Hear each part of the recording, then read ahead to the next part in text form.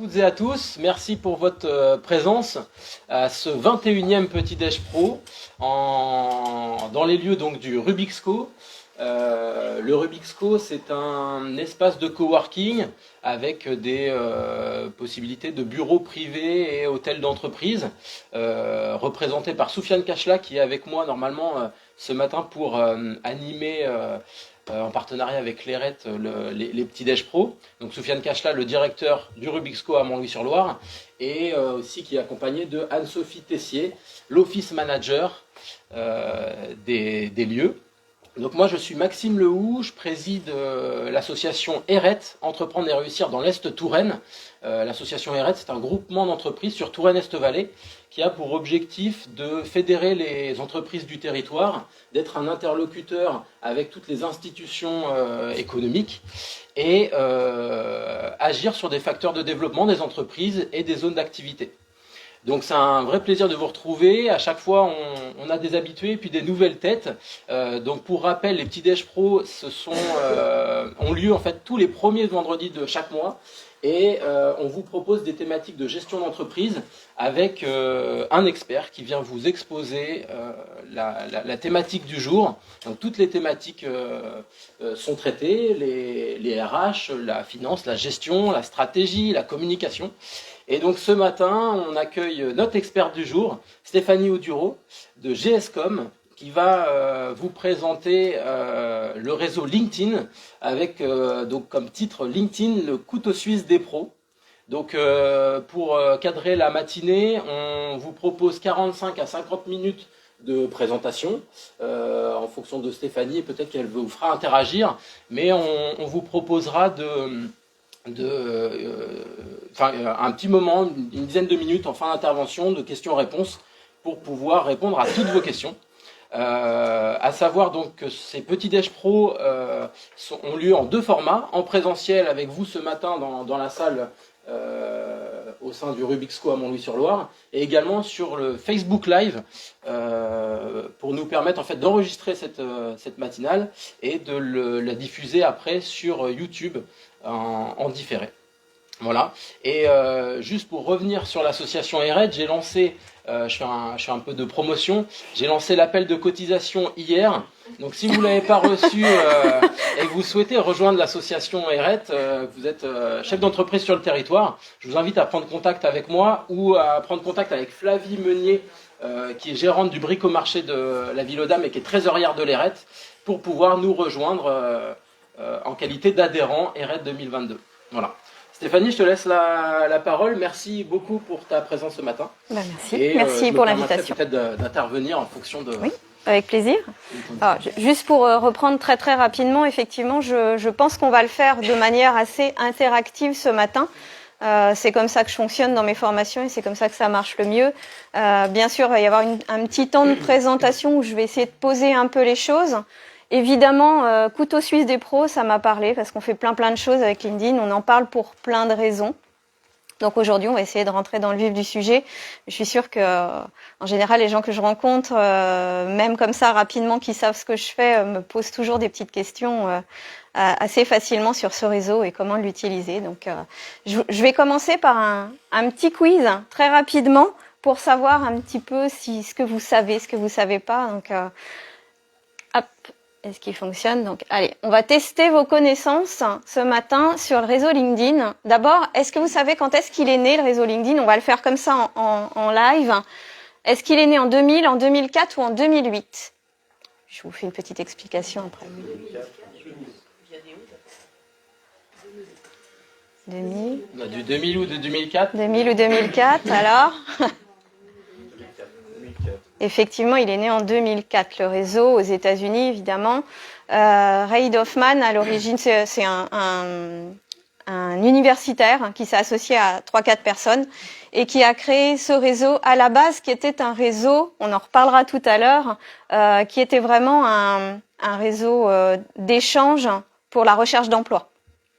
Une plateforme de thématique RH. On était sur la thématique RH, sur la plateforme de CV qui allait révolutionner un petit peu les recrutements et les embauches. C'était vraiment leur base de travail, mais sous forme de réseau social quand même. Donc il y avait quand même à l'initiative du réseau social. Alors, combien il y a de membres en France? Là, à l'heure actuelle, en 2022, les chiffres sont à peu près à jour. Qui ont un compte LinkedIn, en fait. Qui ont un compte LinkedIn, effectivement. Ça ne veut pas dire qu'ils l'utilisent, mais... 16 millions. Ah, 16, 23... On a toutes les réponses. Il y a toutes les réponses. 23 millions. Ah, quand même. T'en as plusieurs. 23 millions. Pour information, 23 millions, on est à peu près 77% de la population active. Vous voyez, un petit peu. Alors, qui ont un compte, ils sont pas forcément actifs. On en reparlera tout à l'heure, effectivement, qui ont un compte. Bientôt après ton intervention. Peut-être, j'espère.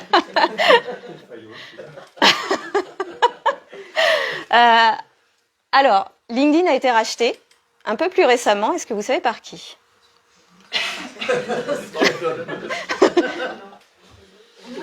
Ça lui ferait pas peur. Effectivement, ça a été racheté en 2016 par Microsoft, qui a vraiment permis aussi en France un vrai démarrage de ce réseau et un vrai développement de ce réseau, dans le sens réseau social.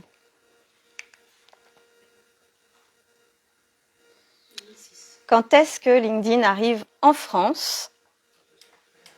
J'ai 2006 dans la salle. En 2008. En 2008, c'est quand même assez récent. C'est assez récent. Voilà. Alors LinkedIn, c'est quoi? À quoi ça sert? Qu'est-ce qu'on en fait de LinkedIn, en vrai? Qu'est-ce qu'on veut en faire? En fait, c'est un réseau social, on le dit depuis le début, c'est un vrai réseau social. Et on est loin de la plateforme de CV du départ. Et j'ai tendance à dire maintenant, arrêtez de faire votre profil un simple CV. En fait, il y a bien des choses à faire. Ça reste néanmoins une très belle plateforme d'emploi puisqu'il y a un réseau spécifique recruteur et carrière aussi. Donc la partie recruteur pour les recrutements où il y a un abonnement spécifique et la partie carrière pour les personnes qui ont envie d'accélérer leur recherche d'emploi. C'est aussi une plateforme de formation, d'apprentissage. On continue sur tous les sujets, on peut tout trouver comme information et comme formation, soit dans votre fil d'actu, mais aussi si vous allez chercher de la formation. LinkedIn propose énormément de choses. Et puis, c'est un outil de communication et de développement commercial. On parle beaucoup de prospection, on va y revenir tout à l'heure, parce que c'est pas tout à fait... Enfin, ça sert de prospection, mais pas que. En tout cas, en termes de développement commercial, c'est très, très fort. Qu'est-ce qu'on cherche exactement sur LinkedIn? Est-ce qu'on est tous d'accord que sur LinkedIn, on veut être vu, on a envie de développer, on veut trouver des clients? Ça, c'est les deux choses qu'on me dit dans 90% des cas. Certains me disent, non, moi je vais visiter, je regarde, je fais mon petit tour régulièrement, de temps en temps. Objectivement, les gens qui me contactent pour des formations, des accompagnements, ils veulent trouver des clients. Parce qu'on s'imagine aujourd'hui qu'avec ce réseau social professionnel, on va facilement trouver des clients. Si on publie, on va trouver des clients. Alors, c'est pas tout à fait comme ça que ça marche. Oui, c'est faisable, c'est possible. Mais il y a des stratégies, il y a des mécanismes à mettre en place, il y a des techniques à mettre en place. Puis, il faut appréhender un petit peu l'algorithme, qui est plutôt sympa, cela dit au passage, l'algorithme, par rapport à Instagram, par exemple. Il est cool. Ça reste un robot, hein, mais... Comment est-ce qu'on s'y prend? D'une manière générale, pour essayer d'être vu. Est-ce que dans la salle, on est tous indépendants ou chefs d'entreprise? Dans l'ensemble, où il y a des salariés aussi qui ont une approche peut-être différente? Je crois qu'on a plutôt des indépendants. Plutôt indépendants, chefs d'entreprise, ouais. Mais les indépendants ont d'abord certainement mis leur CV comme recherche C'est souvent le cas, effectivement. Voilà, alimenter de cette Ouais. façon-là, de façon... Dans l'accompagnement, tu as raison de le dire, les indépendants, les nouveaux indépendants ont souvent été salariés avant et ont utilisé leur profil LinkedIn de manière un peu plateforme de CV en mettant en avant ses expériences, un peu d'expertise, voilà, parce qu'ils étaient à la recherche d'un emploi, parce qu'ils ont mis en avant ce qu'ils ont fait aussi auparavant. Et on en reste là. Sauf qu'on devient indépendant, on devient son propre chef d'entreprise, on est à son compte et là, c'est nous qu'on vend. On n'est plus salarié. Et là, la donne, elle est différente. Et si on veut être vu, Si on veut être visible, c'est la différence entre les deux. Être vu, ça suffit pas pour avoir des clients, il faut être visible et se rendre visible. C'est là qu'on accède à des techniques et c'est là que c'est intéressant de faire certaines choses. Alors, qu'est-ce qu'on fait? Est-ce que quelqu'un a une idée? J'ai essayé de le mettre dans l'ordre à peu près. Le buzz, hein. Ouais, ça peut marcher effectivement, un sujet clivant. Alors on fait le buzz, mais c'est pas dit qu'on soit rappelé. C'est pas toujours dans le bon sens. Effectivement, un réseau social, il faut faire attention. La première chose à faire, c'est de construire ou d'optimiser son profil. De construire ou de reconstruire en tout cas. C'est la première chose, c'est une chose fondamentale. Quand je dis optimiser son profil, ça veut dire quoi pour vous? Les photos, les liens, l'essentiel. Les mots-clés, ça c'est très important. Alors ça, on me le dit rarement.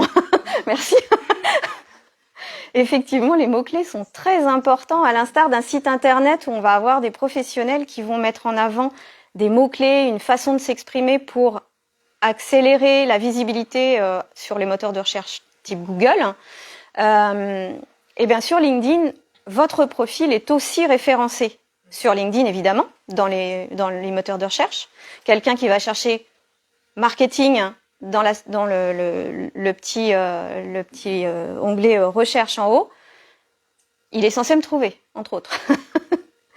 Par exemple, quelqu'un qui va chercher massage, si tu as bien travaillé ton profil, est censé pouvoir te retrouver. Bien évidemment, on est nombreux, quel que soit le domaine. Donc les mots-clés sont importants. Quand je parle d'optimiser son profil, c'est toutes les sections que vous avez dans votre profil en fait qui sont importantes. Donc on va les mettre en valeur, on va réfléchir à la bannière. Il ne faut pas la négliger, cette bannière. Souvent, on la laisse un peu vierge ou on va mettre une image qu'on aime bien, qui est super sympa. Attention à votre image de marque, à ce qu'on appelle le personal branding, hein, l'image personnelle, la marque personnelle qui est très importante aujourd'hui. Ça commence là, en fait. Ce qu'on va voir en premier sur votre profil, ça va être cette bannière, cette photo, le titre. Donc, c'est les choses les plus importantes à travailler. Mais le reste n'est pas à négliger, loin de là. Hein, toutes les infos, vos expériences, évidemment, mais d'une certaine manière. C'est vraiment compléter son profil. Compléter au maximum son profil. Ouais, exactement. Construire son réseau. Alors ça se fait, je l'ai mis en deuxième parce que si on a un profil LinkedIn qui est peu utilisé ou qui est pas encore bien rodé, souvent, ça passe par la construction de son réseau. Si on veut commencer à être visible, faut déjà avoir des gens dans sa communauté qui vont voir potentiellement des posts si on poste. Donc effectivement, pour construire son réseau, on va pouvoir accéder au module de recherche gratuitement. Hein. Je parle pas de module payant de LinkedIn. En gratuit, on peut faire plein de recherches qui sont largement suffisantes la plupart du temps. On va chercher les personnes qui sont dans notre domaine d'activité ou d'expertise, par exemple, pour pouvoir échanger avec des pairs. Ça, c'est très intéressant. On va aussi chercher, bien évidemment, des gens qui sont dans notre cible ou nos cibles. On va chercher par zone géographique, par exemple. Si on travaille qu'en local, on va essayer de sectoriser un petit peu aussi en local. Si on veut s'étendre à un moment donné, on va retourner faire des recherches et on va élargir un petit peu. Selon le niveau d'expérience, quand on démarre, souvent les gens me disent mais moi j'ai pas de réseau. On va chercher les anciens collègues, les amis, les anciens camarades de classe. Enfin voilà, tout ça, c'est des gens. Voilà, on est devenus des professionnels et il y a peut-être des interactions avec ces personnes-là à recréer en fait. C'est très très large. Et après, on peut cibler bien plus précisément quand on cherche des personnes en particulier, quand on a vraiment travaillé sa stratégie et ce qu'on appelle son persona, donc ça, les clients cibles, on va aller chercher spécifiquement des personnes pour essayer de les faire rentrer et d'interagir avec eux.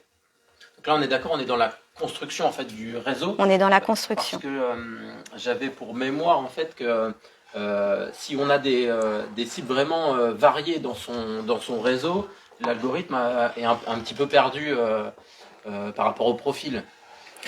Par exemple, si on a que des chefs d'entreprise, là on va pouvoir vraiment toucher cette cible chef d'entreprise. Mais si on a des salariés, des chefs d'entreprise, des indépendants, la cible est un petit peu perdue. Enfin, Alors je parle pas en l'algorithme, parole d'expert. Je parle l'algorithme va pas être perdu parce que vous pouvez lui apprendre ce qui vous intéresse le plus. Il y a des mécanismes pour voir, par exemple, si vous voulez qualifier votre fil d'actualité.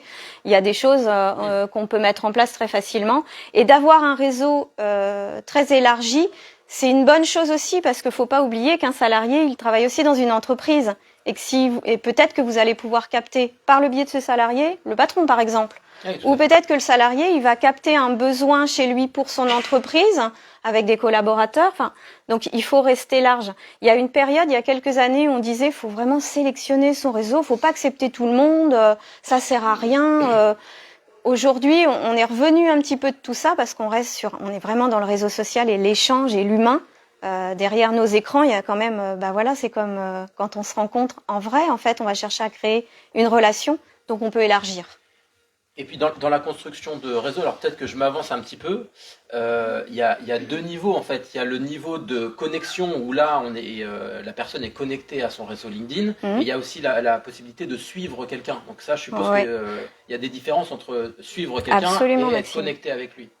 Effectivement, et c'est deux choses différentes. Alors aujourd'hui, depuis quelques mois, parce que c'est assez récent, ça fait à peu près 1 an, il y a le mode créateur. Effectivement, lorsqu'on intègre le mode créateur de LinkedIn, sur notre fiche client, sur notre fiche profil, on va avoir un petit plus avec suivre à la place de se connecter. Quand on suit une personne, elle n'est pas connectée à nous. C'est-à-dire que nous, on va voir son activité, mais c'est pas réciproque.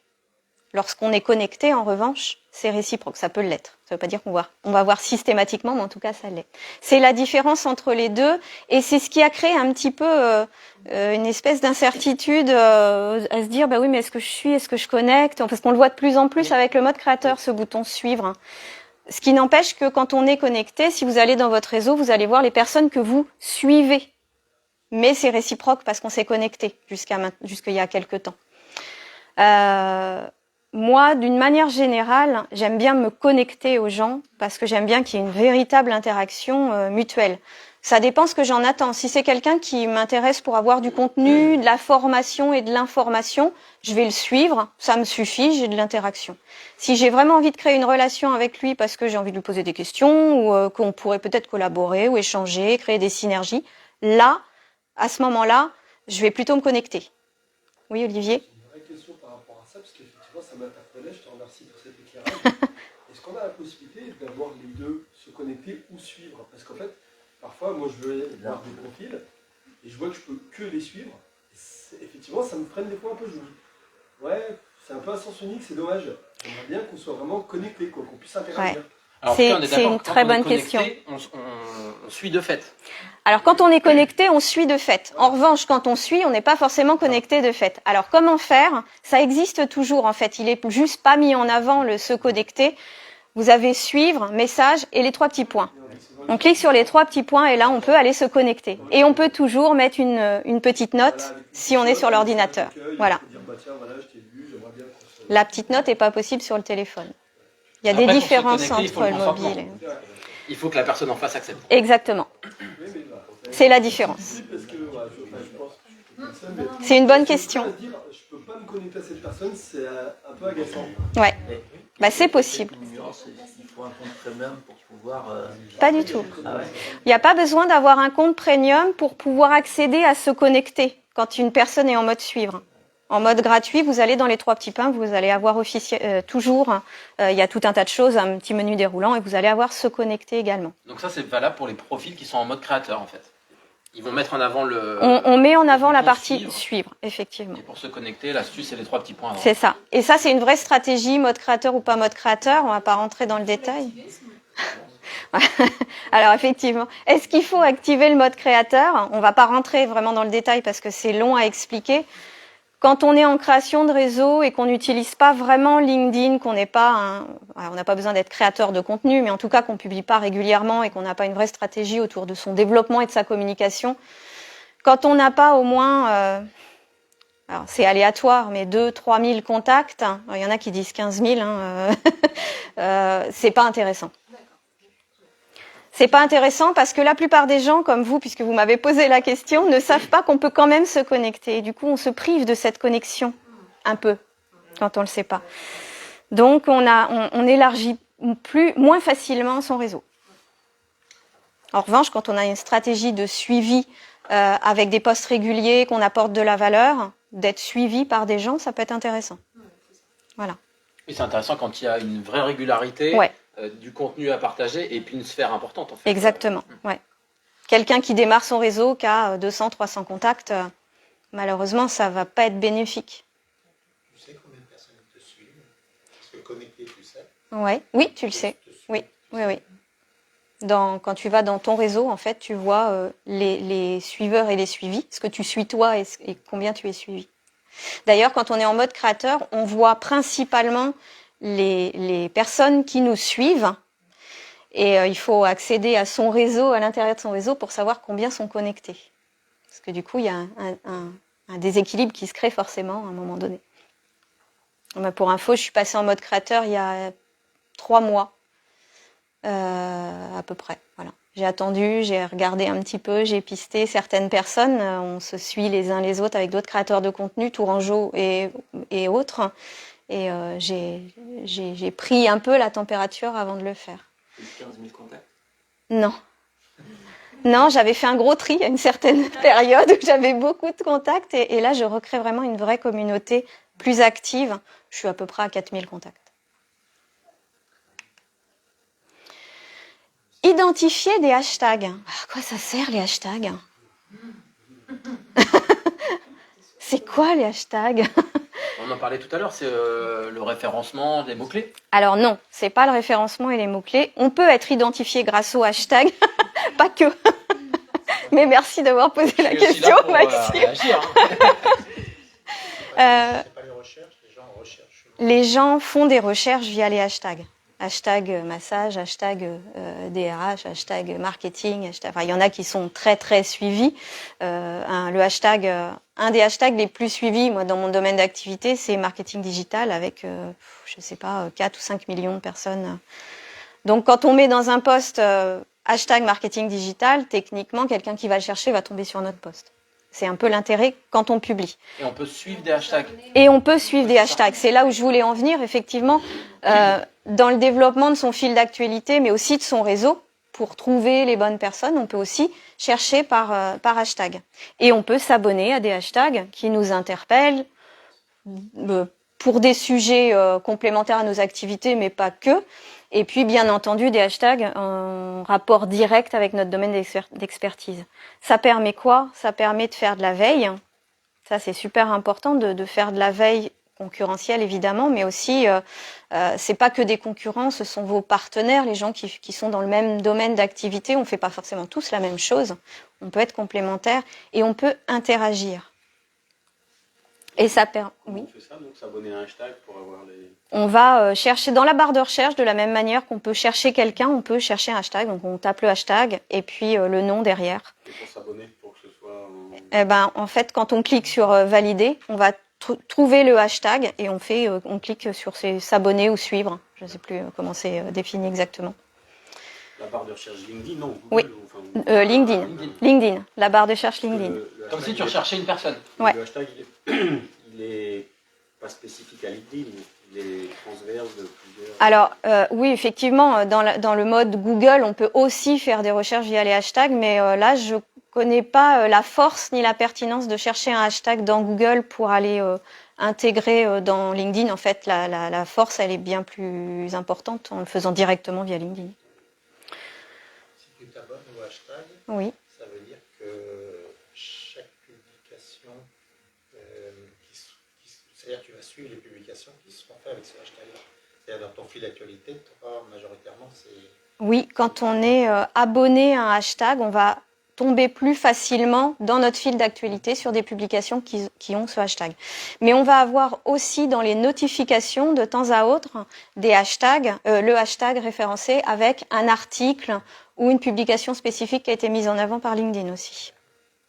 Ça, c'est dans les notifications, c'est pas dans ton fil d'actualité. Alors évidemment, comme je le disais tout à l'heure, on peut aussi en profiter pour avoir des domaines connexes ou pas forcément complémentaires, mais qui nous parlent plus personnellement pour apprendre, pour évoluer. Se montrer. Ça fait partie du suivi de la stratégie pour se rendre visible. Comment on fait pour se montrer? La première des choses à faire avant de publier des contenus, parce que là aussi, c'est une façon de fonctionner, ça va être d'essayer de vous montrer et d'interagir avec les gens. C'est aussi une manière de développer votre réseau, parce que vous allez tomber dans votre fil d'actualité aussi sur des contenus de personnes avec lesquelles vous n'êtes pas connecté. Avant de vous connecter un peu brutalement avec quelqu'un, peut-être que de lui mettre un petit like et un petit commentaire pertinent sur une publication qui vous a interpellé, soit parce qu'elle est en rapport avec votre domaine d'expertise, et là vous pouvez aussi valoriser ce que vous savez faire en complétant sa publication ou en posant une question ou en tout cas en interagissant avec cette personne. C'est aussi une manière de rentrer en connexion. Et c'est une manière plutôt sympathique de rencontrer les gens. Quand on est dans la rue, on va pas sauter sur la personne directement pour dire « Hey, je fais ça, ça t'intéresse ?» On peut devenir amis. On peut devenir amis? On se connecte? C'est pas comme ça que ça marche dans la vraie vie. Donc en fait, moi j'aime bien dire, c'est un peu violent, hein. Ah oui, sur les réseaux sociaux c'est pareil. C'est comme la prospection automatique. C'est un peu violent. Voilà. Et la grande force, c'est vraiment le commentaire. La grande force, c'est vraiment le commentaire. Effectivement. Alors pour la personne qui publie, c'est une grande force parce que ça lui donne plus de points qu'un like. Voilà. Ou qu'une vue. Mais c'est intéressant pour soi parce qu'effectivement, on se montre. On est là. Il y a sa photo et le commentaire. C'est ça. On est là, on se montre un petit peu, on se met en avant. Alors, on n'est pas invisible. Je ne sais pas si tu en parles, mais on avait déjà abordé un petit peu la thématique réseaux sociaux pro et LinkedIn. Il y a un faux ami dans se montrer, c'est le partage de publications. Comment tu vois les choses de partager une publication qui peut être intéressante? Il y a plusieurs écoles dans le partage, effectivement. Alors, c'est bien, c'est sympathique pour les personnes et pour celui qui publie, d'être partagé, ça le valorise son post et ça le rend visible d'une communauté plus large. Donc ça, c'est sympathique. En revanche, pour vous, ça vous sert pas à grand chose. Ça vous met pas, ça va lui faire plus de vues, mais en termes de reach et d'engagement, ça va pas lui servir à grand chose et vous non plus. Le partage d'informations est très mal perçu par l'algorithme. Il aime pas ça. Il aime pas ça, il s'en fiche en fait. Il s'en fiche un peu. On duplique quelque chose d'existant. On duplique un truc existant. Pire que tout, mettre un lien extérieur, genre un lien YouTube dans votre publication. Ça, il aime pas du tout quand ça vient pas de chez lui. D'accord. Voilà. Donc il va pas le mettre en avant. Beaucoup moins. Si on met le lien en commentaire. Ça marche. Ouais. Ça marche. Et ça marche d'autant mieux, c'est que du coup, l'engagement, il va être plus intéressant pour votre post et il va avoir un retour plus fort au niveau de l'algorithme. C'est-à-dire qu'il va le mettre plus en avant parce que les gens vont passer plus de temps sur votre post. Parce que il y a marqué que vous allez le mettre en commentaire, du coup ils vont passer du temps pour aller voir le commentaire, du coup potentiellement ça fait des vues. C'est pour ça que les gens mettent les liens en dessous. Oui. Et pas dans le post. Oui. Voilà, c'est pour ça. les liens, de plus en plus de gens mettent les liens en commentaire, effectivement, pour faire accélérer et plaire à l'algorithme. La vraie astuce. La vraie astuce, mettre les liens en commentaire. C'est ça. La vraie astuce ce matin. Un modèle en photo et pas mettre le lien. Parce que quand on met un lien, ça va directement, on a le visuel du lien. Oui. Donc il vaut mieux carrément refaire un visuel. À la limite, mettre une photo du visuel du thème, voilà, pourquoi pas. Et ensuite mettre un commentaire. C'est ça, exactement. Ou que du texte, ça marche aussi. Si on fait les deux, ça marche pas. C'est-à-dire si on met le visuel et qu'on le remet en commentaire, ça n'a pas d'intérêt. Si tu mets, alors non, parce que tu vas casser en fait l'algorithme, il va voir le lien externe dans ton post de toute façon, donc aucun intérêt. Si on partage en mettant un commentaire, ça a plus de... C'est un petit peu mieux. Le partage, par contre, ça aide la personne qui a fait le post initial. Oui, ça va le booster un peu. Ça peut être pour lui donner un coup de pouce. Tout à fait. Ouais. Surtout sur les personnes qui cherchent à partager des CV ou ce genre de Ouais. choses, non? Ouais, absolument. Ou un événement. Voilà. Là, du coup, potentiellement, on élargit à la communauté de la personne qui partage. Donc voilà, c'est intéressant quand même. Et oui, toujours avec un petit commentaire, s'il vous plaît, parce que sinon, en fait, les gens qui vont visiter votre profil et qui regardent votre activité, ce que vous avez produit comme contenu, mais aussi ce que vous avez partagé, si vous mettez pas un commentaire, ils savent pas pourquoi vous avez partagé. Ça sert à quoi le partage? Qu'est-ce qui vous fait réagir? Qu'est-ce qui vous a donné envie de partager? Dites-le. Le commentaire au-dessus de la. Enfin, de Oui. repartager. Oui, voilà, c'est ça. Enfin, le commentaire, on fait un post, quoi. On partage et on fait un post. On refait un peu. Voilà, c'est ça. Parce qu'après, moi, le conseil qu'on m'avait donné, c'était plutôt de reproduire le post, c'est-à-dire de C'est encore repartir mieux. sur un post initial, en reprenant le contenu qui a été créé, et puis en le modifiant bien sûr à sa façon, en taguant la personne, Ouais. enfin la source, quoi. Et là, vous avez vraiment, vous mettez en avant du contenu, et donc vous passez un peu en mode créateur, même si... Exactement. Là, du coup, on se met en avant dans le sens où on crée vraiment une publication et puis on va valoriser la personne qui a créé le contenu. Exactement. Bon, alors ça prend plus de temps, évidemment, puisque faut créer son propre contenu, son propre post. Et puis que derrière, effectivement, on met le lien en commentaire. Ça valorise encore plus, du coup, parce que là, on élargit notre réseau, du coup, il est plus visible. Notre post va être plus visible, encore plus qu'un partage. Donc, voilà. Pour revenir sur C'est l'astuce bon du lien en commentaire, si Oui. j'ai compris, on fait notre propre post et on va faire nous-mêmes un commentaire sur notre post. Exactement. Par Dans exemple. lequel on va mettre le Oui. lien. Exactement. Tu veux partager un contenu, plutôt que de le mettre dans ton Oui, corps enfin, de même texte. pas en partage. Si on crée un post, Oui. le lien En extérieur, commentaire. il faut qu'on le mette en commentaire. Tu commandes ton propre post. On Ouais. commande son propre Exactement. post. Exactement. Faut pas avoir peur. C'est pas prétentieux. C'est normal. Tu peux auto-aimer ta publication. Ouais. Ouais, c'est ça. Il n'y a pas besoin de demander à un copain de faire. Non, ça marche très bien. Et c'est normal, en fait. On a le droit de se mettre des petits likes, des petits cœurs et tout. Non, après, chacun fait ce qu'il veut. Mais oui, on peut se mettre plusieurs commentaires. On répond bien aux Et puis commentaires. répondre. Oui. Bah oui. Répondre, oui. Répondre. Vite. Et ça va, en termes d'expérience utilisateur, c'est moins facile à comprendre que quand on clique directement sur le... Enfin, pour une vidéo, par exemple. De refaire un post pour un partage. D'avoir le lien en commentaire et pas de cliquer directement. Alors, la tendance, elle est de toute façon à le mettre en commentaire, donc maintenant les gens sont un peu habitués. La difficulté, c'est que quand on se retrouve avec 50 commentaires au bout de quelques temps, parfois il est noyé, sauf s'il est liké. Un commentaire qui est très liké va remonter, va se retrouver en haut. Ça, vous pouvez demander aussi. Faut pas hésiter à demander. Ça Sur LinkedIn. Les commentaires par ordre chronologique soient pas de pertinence. Oui. Donc, plus il est liké, plus il remonte. Plus il est liké, oui, effectivement, on peut mettre par ordre On a chrono. moins tendance à liker un lien qu'un commentaire sur lequel on a exprimé Oui. des choses. Il faut le demander dans la publication. C'est bien de demander. Voilà, faut le demander. Voilà, c'est Faut ça. pas simplement mettre le lien. C'est ça. Un petit Liker. mois avant ou un petit mois après. Vous trouverez le lien en commentaire. Merci de liker la publication. C'est ça. Ouais, mais c'est vrai que c'est un truc qu'on dit pas souvent sur LinkedIn, mais comme dans la vraie vie, on n'ose pas trop demander des choses. C'est pas bon pour l'algorithme de demander, de liker, partager. Je sais pas, j'ai entendu ça. Bon, non, en fait, on met. Enfin, il est. Ouais, des fois, il est un peu casse-pied, c'est vrai. Mais...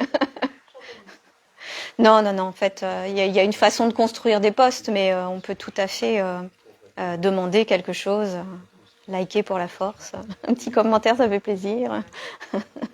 Après, c'est toujours en fait susciter l'interaction, Ouais. poser une question, Exactement, ou ouais. demander quelque chose.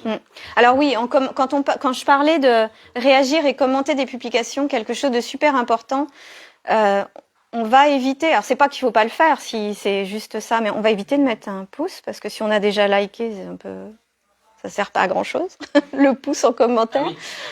Ah oui.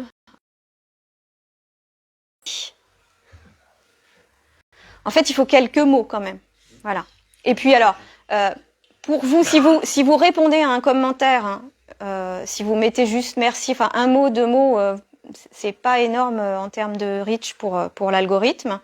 Et si vous produisez d'engager des conversations, soit sur des posts pour ses propres posts, c'est l'idéal. Du coup, on refait remonter et le post il va durer plus longtemps. c'est bon pour cette partie-là. On y reviendra, je pense, après, si vous avez d'autres questions. Oui, il leur tourne, Voilà. 35 déjà. Voilà. Envoyer des messages en privé. Bon, alors on reprend ce que je disais tout à l'heure sur la relation. Sur LinkedIn, on se fait connaître.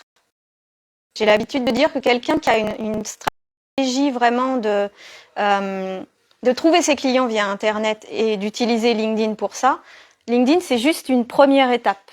Ça va être l'étape de se faire connaître. Après, si on veut se faire aimer, entre guillemets, on va...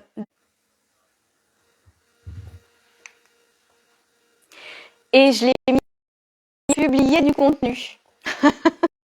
Une fois qu'on a fait un beau profil, et ça ne veut pas dire parce qu'on l'a fait une fois qu'il ne faut pas l'améliorer et le suivre régulièrement, changer des choses, faire évoluer ses mots-clés aussi, parce qu'on évolue en tant qu'indépendant et chef d'entreprise, on fait évoluer nos activités, faites évoluer votre faire dans la manière d'écrire, on a le droit de mettre des petites blagues, on a le droit d'être rigolo en tout cas.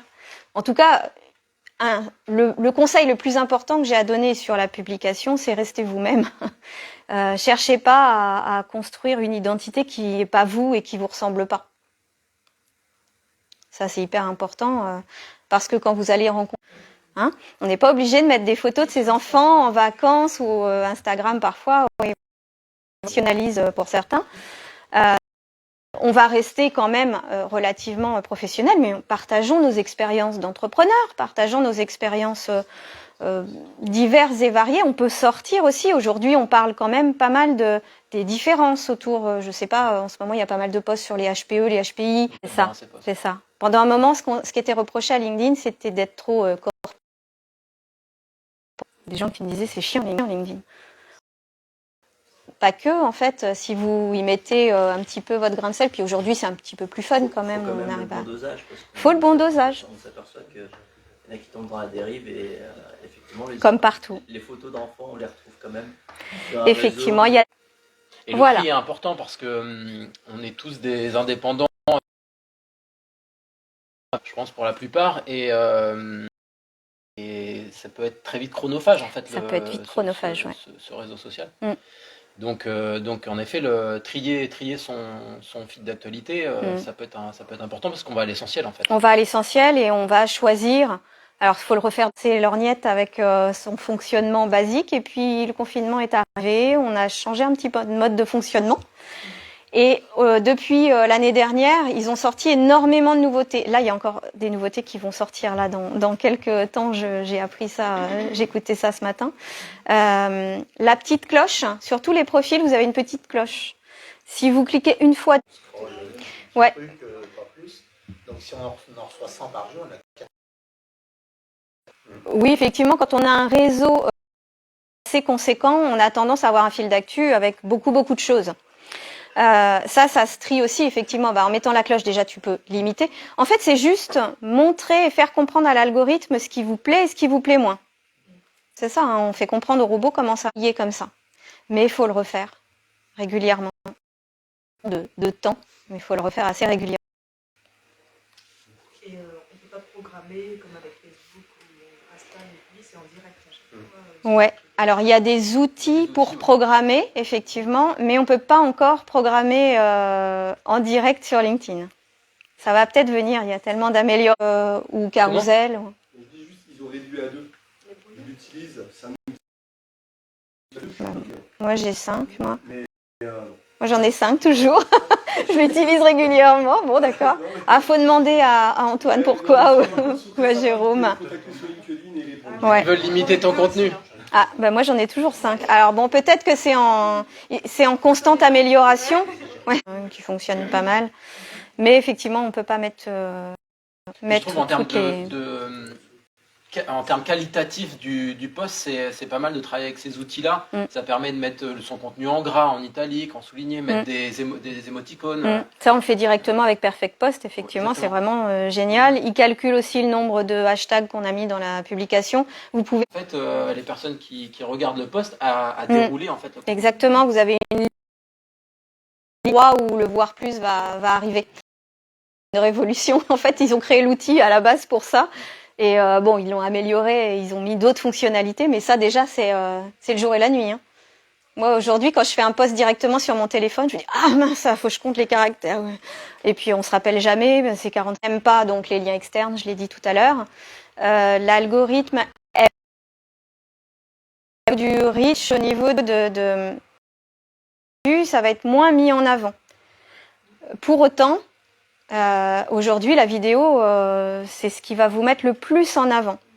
Il faut se déconnecter un petit peu de ce nombre de vues qu'on veut faire à fil d'actu. 2 secondes, vous n'avez pas le temps de lire. Hein.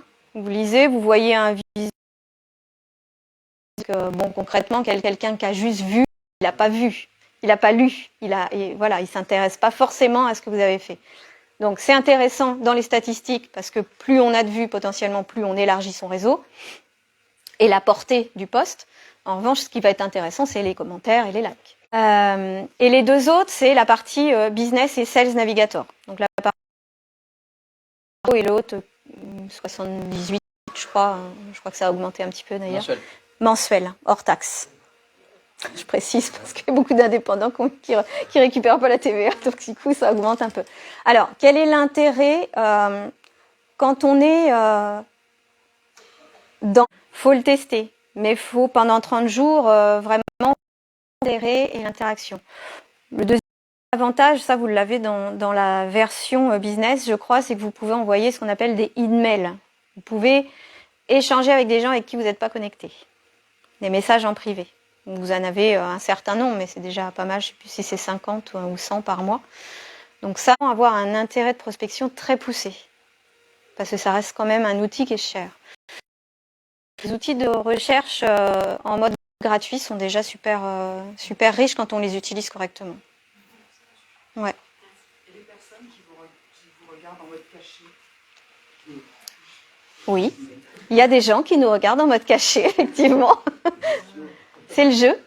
C'est le profil d'un concurrent, par exemple, de regarder ce qu'il fait un petit peu de manière discrète. Les auteurs, parfois, s'en servent pour aller voir les profils discrètement des Donc ça, c'est un des mode personnes. qu'on peut activer et désactiver. Exactement. Tu veux aller voir un profil en mode discret, tu repasses en privé, après tu retournes sur ton profil et tu repasses en mode public. D'accord. Mais j'avais compris que si certaines fois je comprends. Très très grave. Bon oui, ça permet de faire. On s'en sert surtout pour ça. Moi honnêtement, si j'ai envie d'aller voir le profil de quelqu'un, même s'il fait la même chose que moi, c'est le jeu. En même temps, on partage des contenus. Je trouve pas ça très grave. Si on va voir un profil, de montrer qu'on s'y intéresse. Exactement. Ça montre aussi qu'on s'intéresse aux gens. Et la personne peut dire, On voit la totalité. Moi, c'est essentiellement à ça. C'est mon profil, je les vois. Si je suis pas connectée, je vais à mon tour visiter leur profil, regarder un petit peu les interactions qu'on peut avoir, et éventuellement me connecter en mettant une petite note. Voilà, on a visité nos profils respectivement, on peut peut-être se suivre, se connecter. D'accord. Voilà. Se rendre visible, c'est pas forcément publier. Des fois, publier, vous allez être visible autrement. Parce que toutes les étapes de construction de profil, d'amélioration de profil avec ces mots-clés vous rendent visible. Parce que le fait de liker ou de commenter des posts vous rend visible. Et il y a des gens qui ne font que ça. Et qui ont des interactions avec des gens et qui chopent des prospects. On like et qu'on commande par-ci par-là un truc tous les là, la visibilité, elle tombe un petit peu à l'eau. Elle est beaucoup plus longue en tout cas. Cela dit, si vous avez une stratégie, que vous avez des choses à partager, que vous avez envie de les partager, l'algorithme, oui, il aime la régularité quand on poste. Si on fait un post et qu'on n'en fait pas pendant 2 mois ou qu'on en fait professionnel, à moins d'avoir une stratégie qui dit moi, je veux que dans 3 lignes, je veux qu'on me voit vraiment. Et du coup, je vais passer mes journées sur LinkedIn. Voilà, il faut rester raisonnable.